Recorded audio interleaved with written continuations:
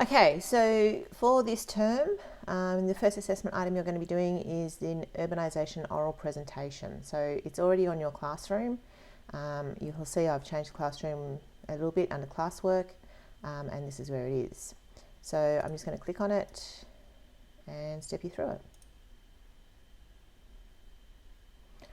All right, what we're doing is fairly detailed. So this has actually got a lot of detail. If you read it through step by step and then actually address each of these points, you will be just fine.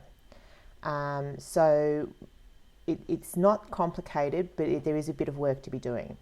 So you're going to choose 2 cities, and this is this list here.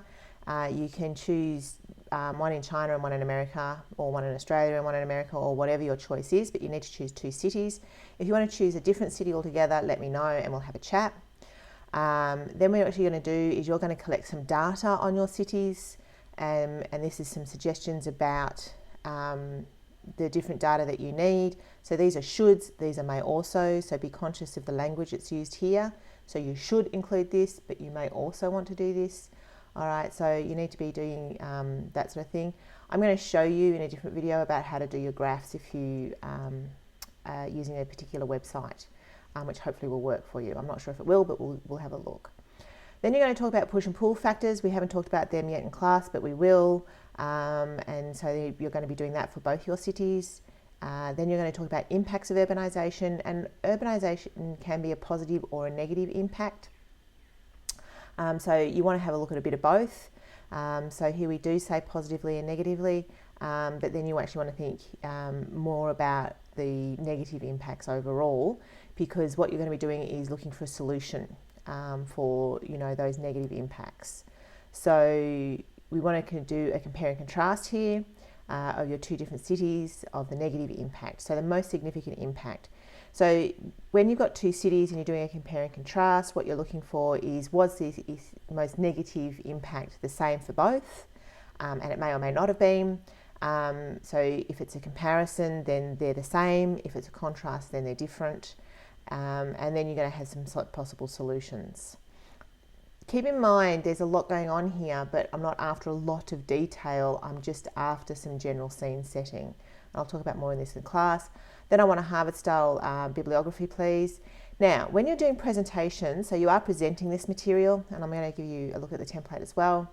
I'm actually going to get you to give feedback to each other, and I'm going to teach you how to do that constructively, and I will be giving you feedback on your feedback, okay? It will become a part of the process, okay? Then this is a quick 1-pager of how you're going to make all that happen. So that's a summary of what's up above, just to make it a bit easier for you. Now, the other thing that's available to you is a template. Now, you've all got a copy of this, and basically this is a template for your presentation. You don't have to use this template. You can actually present not using slides. You can present in any way you like. I don't mind. But basically, I've stepped you through what's required. And I've built 2 boxes here so you can do them side by side, which makes the compare and contrast easier. The different types of impacts. So this is people impacts, this is infrastructure impacts, environmental impacts. So this is the negative impact, where you can again do the comparison and contrast. Solutions, and then your references need to be in Harvard style.